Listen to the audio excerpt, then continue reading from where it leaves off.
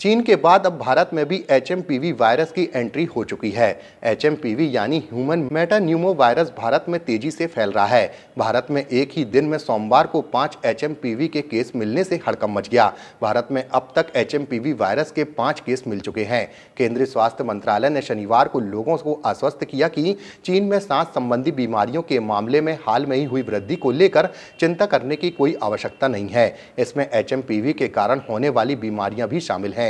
एक बयान में मंत्रालय ने इस बात पर भी जोर दिया कि चीन में सब कुछ ठीक है और भारत श्वसन संक्रमणों के प्रभावी ढंग से निपटने के लिए पूरी तरह से तैयार है। तो वहीं आज जबलपुर CMHO संजय मिश्रा ने जानकारी देते हुए बताया कि फिलहाल मध्य प्रदेश में कोई भी मरीज इससे पीड़ित नहीं मिला है। साथ ही उन्होंने कहा कि जिले के स्वास्थ्य अमले को जानकारी दे दी गई है कि यदि सर्दी, खांसी, बुखार और सांस लेने में तकलीफ होने के कोई मरीज आते हैं तो उन्हें आइसोलेशन में भर्ती करें। साथ ही जिले वासियों से अपील की है कि यदि किसी को भी सर्दी, खांसी, बुखार या सांस लेने में तकलीफ के लक्षण आते हैं तो वे घर में ही स्वयं को आइसोलेट कर लें और डॉक्टरों की सलाह लें। साथ ही भीड़ भाड़ वाले इलाकों में न जाने की सलाह देते हुए एहतियात बरतने की अपील की है।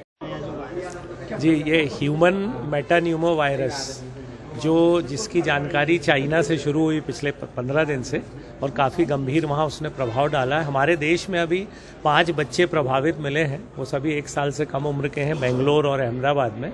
राज्य में अभी इसी तरह का कोई भी मरीज नहीं मिला है मध्य प्रदेश राज्य में। और भारत शासन की तरफ से आज या कल गाइडलाइन जारी होने वाली है और मध्य प्रदेश शासन से भी गाइडलाइन जारी होगी। हम लोगों ने स्थानीय स्तर पर हमारे डॉक्टर्स को, पैरामेडिकल स्टाफ को ये जानकारी दे दी है कि यदि सर्दी, खांसी, बुखार और सांस लेने में तकलीफ इससे संबंधित कोई भी व्यक्ति, बच्चा आता है तो यदि भर्ती करने की ज़रूरत है तो उसको आइसोलेशन में भर्ती करें। और आपके माध्यम से सभी से अनुरोध है कि यदि इस तरह का लक्षण किसी में आ रहा है तो वो घर में आइसोलेट रहें, डॉक्टर की सलाह लें, भीड़ भरे स्थानों पे ना जाएं, क्योंकि ये वायरस उसी तरह से फैलता है जैसे कोविड फैलता था। तो इसलिए वायु के माध्यम से इसका संक्रमण फैलता है।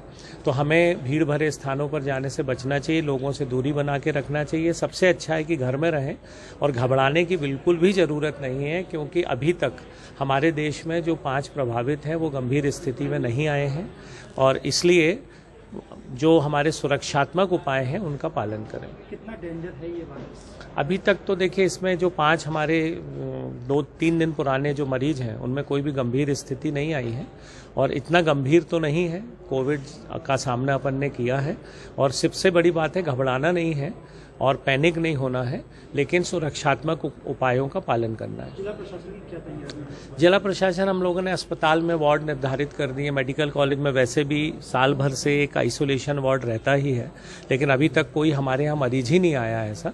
लेकिन तैयारी पूरी है, भर्ती करने की भी पूरी तैयारी हमारी है। दवाइयाँ हमारे पास उपलब्ध हैं, क्योंकि सिंपल एंटीबायोटिक्स, बुखार की दवाई, सर्दी खांसी की दवाई ही इसमें उपलब्ध है।